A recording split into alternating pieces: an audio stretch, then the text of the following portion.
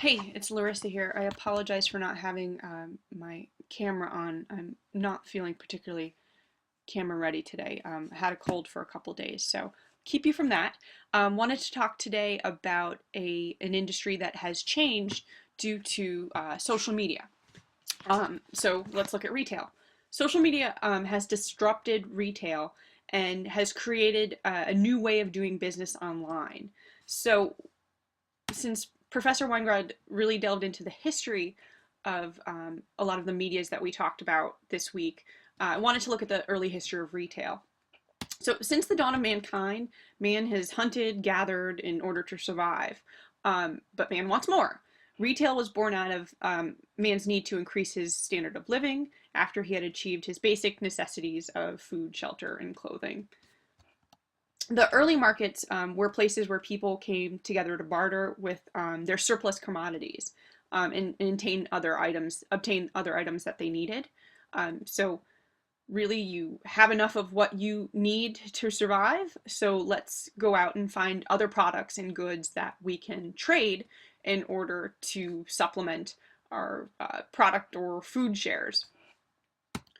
Um, Markets really started out informally, and as they first became organized and more permanent fixtures, they really stood as a precursor for shops and retailing and had a variety of products available to people. So, with this variety of products, there created competition, and consumers really wanted quality. So, markets became a social space for interaction and sharing of information.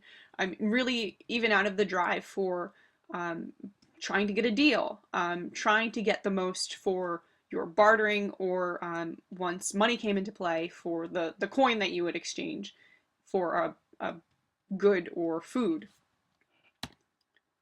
So let's jump hundreds of years and look at the history of retail in the US.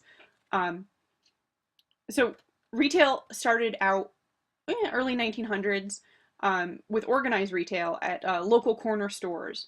And so these really dominated the retail market. There was some retail and purchasing available via catalogs, but again, it would most likely be delivered to your corner store where you could get the products. Um, the experience with local corner stores was really that you had a limited group of products available to you, and that you were really also limited by what you could carry back home. So even in larger cities where you had maybe a little bit more variety of product, you still could only take what you could carry.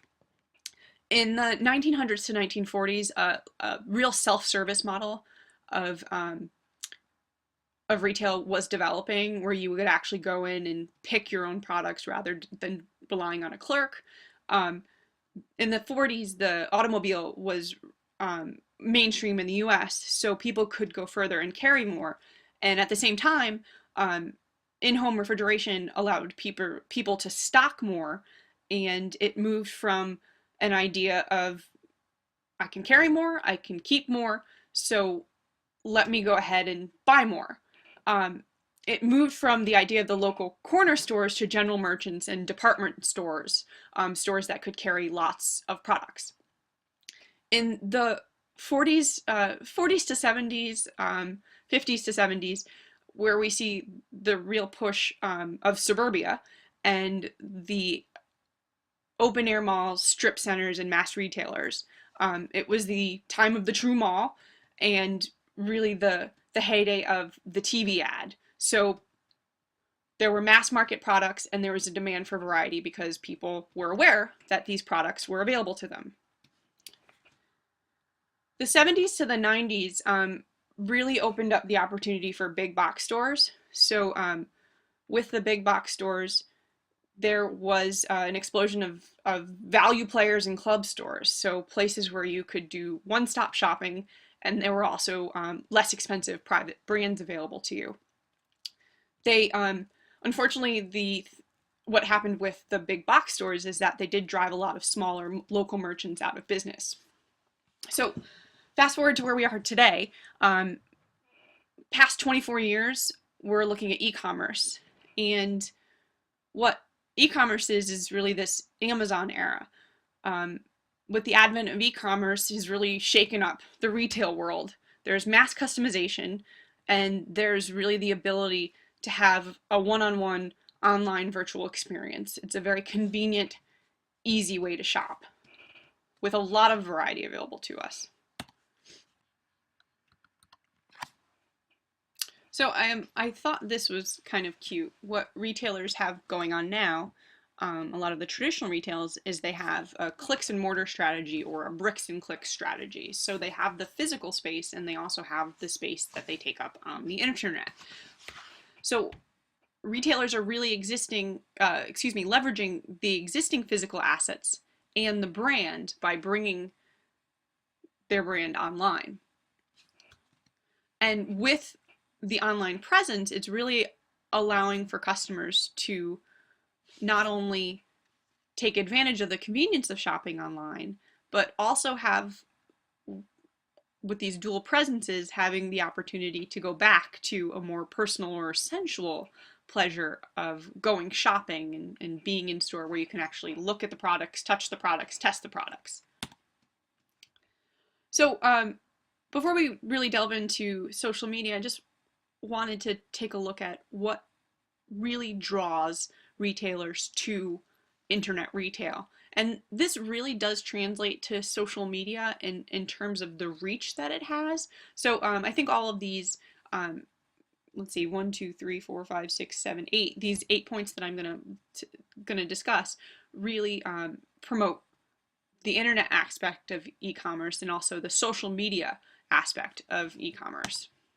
So there's a global reach. There's an increase in the access between a company and their current and potential customers. It really broadens the market that the business has available to it.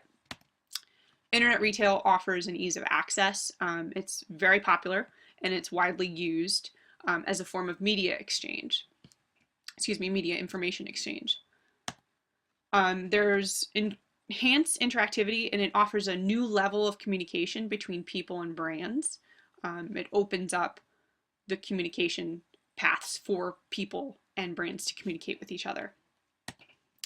Obviously, there's flexibility and speed, and this is really the ability and the speed at which information is spread. It's lightning fast at this point. This sentence says it, ability to communicate large amounts of information. With it, e-commerce gives you the opportunity to share so much more information than you could either via a store clerk or via the actual packaging of a product. It gives you the opportunity to be extremely detailed in product descriptions and to offer every and all spec for a product. There's obviously a cost efficiency factor that is involved with internet retail. There's no physical retail space required, and there's an ease of maintenance. There's really limited manpower that's needed to maintain an e-commerce site, as opposed to having a bricks and mortar store where you have a retail associate and actually have a space to maintain. So what we see and how we're driven towards social media is that we see the shift from the supply side to the demand side. The power of the consumer is growing and growing every day. Retailers have leveraged e-commerce, but it's really the consumers who are controlling the space. Word of mouth has greater impact on product judgments, attitude formation, and decision making. Today's consumer is well connected and unleashed via these tools that the internet has provided us. They can research products online and then make their purchases anywhere they want. The consumer has become more willing to seek and use information to make informed purchasing decisions and can indirectly or directly exert pressure on a retailer by starting a conversation online and saying, this is the product I'm looking for and how can you satisfy my needs? And from that conversation, retailers really need to give the consumer what they want. They need to be meeting the consumer where they are via the actual tools that they use, and social networks strengthen as consumers become more reliant on the information providing capabilities that the social networks offer. So the rise of social media. Let's get to it. Um, the internet used to be static with a few experts creating content, and that's not the case anymore. Anyone can contribute, anyone can create content, and do so in a way that is clear and available to anyone who happens to find it on the web. People want to have conversations and they want to share with their peers. So that's an extension of product recommendations and feedback that people are sharing online via social media. And web retail brands really need to embrace this enhanced interactivity. They can't ignore that their customers will engage them and will engage with the people who are discussing their brand. So they need to be a part of that conversation. So if this were to read like a personal ad, MR seeks OC for UI and S, or a major retailer seeks online consumers for understanding, information, and sales. So as consumers are looking for more in their brand, retailers see that this is also an opportunity for them to get more from their customers. They want to get more money, brand loyalty, referrals, and feedback. So rather than looking at the one-to-many marketing initiatives that retailers used to have, it's now a one-to-one marketing initiative. And they do this through personalization of website content, of customized emails, but now through social media, where the conversation is directly back and forth between the consumer and the retailer. Brands can be driving people to their social media, but that doesn't necessarily mean that it's going to result in buying. So brands can now better predict their customers' purchasing trends and the requirements that they have for the brand by using these tools and following closely the trends that their customers are creating. And from that really creates a relationship between the brands and needs to ultimately become a strategy for the increased desire for products and the drive of sales.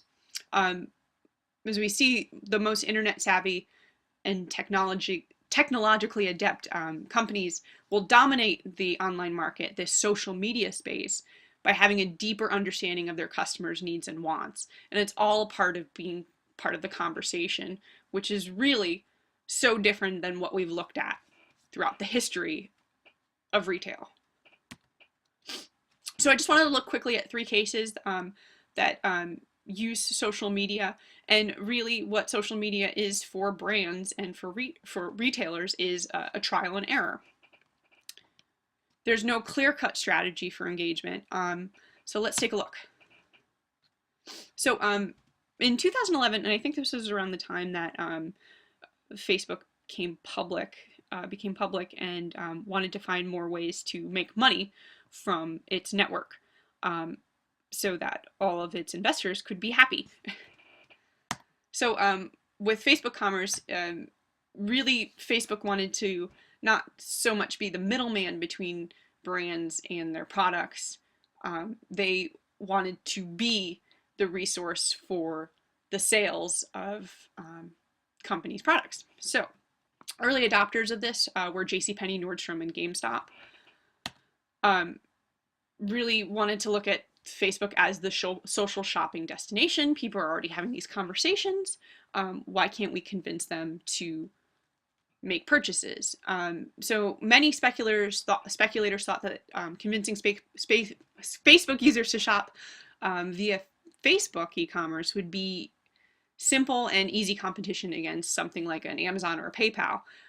Users had already taken the time to like the brand, so why wouldn't those likes convert to sales?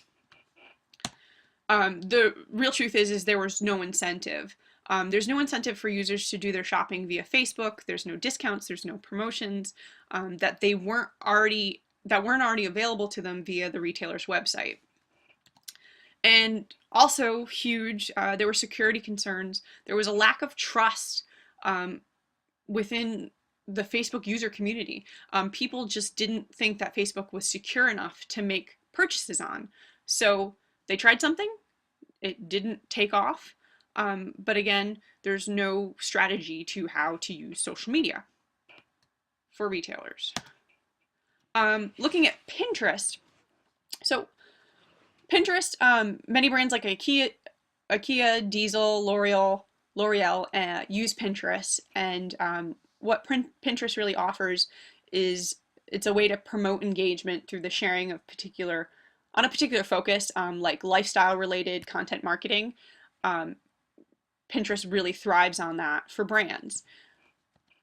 So with Pinterest, and this is how retailers have found how it works for them, is that it really engages people through pictures and video. It's a very memorable medium, and that's why people like to use it.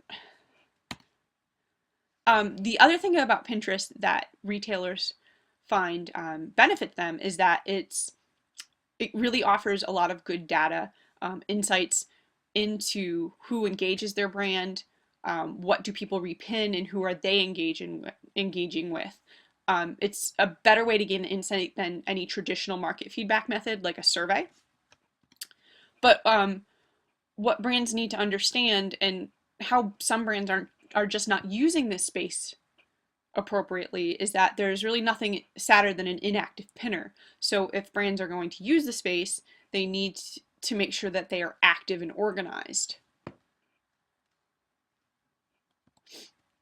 But ultimately, in how we look back at the traditional idea of retail, is that retailers are using this Pinterest space as an extension of their print and online catalogs. Pinned images will link back to the websites of the retailer and create more opportunity for purchase.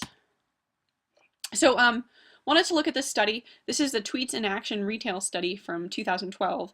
And in the study, over 7,600 users, Twitter users, were analyzed regarding their site visitation behaviors and purchase behaviors for over 700 retail brands, and this was during the back-to-school season, so the summer of 2012. So what it found is that people who see tweets from retailers are more likely to visit retail websites and make online purchases. And subsequently, the more tweets they see, the more likely they are to buy from that retailer. Twitter users arrive on a retail site with a higher intent to buy. The reason for this is because retailers have figured out that the way to drive consumers to their site is to give them incentives to do so. This is where we lacked in Facebook commerce, but where we can really gain to learn something on Twitter. So again, the convenience of providing direct links to a retailer's websites and then offering the incentives, the special offers to drive an action to ultimately increase potential sales. So all of that said, social media has really disrupted retail. It's really opened up the conversation to be one-to-one, back and forth communication, and really driving traffic to both the bricks and mortar site and to the e-commerce site. Retailers are now part of a greater global market with real conversations initiated by consumers. So rather than relying strictly on physical stores and retail websites, retail brands need to use social media to drive traffic to both. That's really the importance that we see and the difference that we see from the traditional idea of a retailer having a store and a customer going there. Now, retail can be a part of someone's everyday life as much as the social media, the brand on social media is willing to interact with its consumers. And finally, social media is really data for retailers.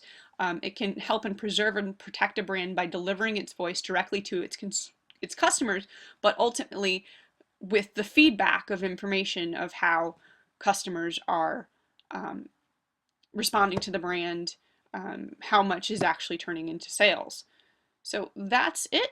Thank you for your time. Bye, guys.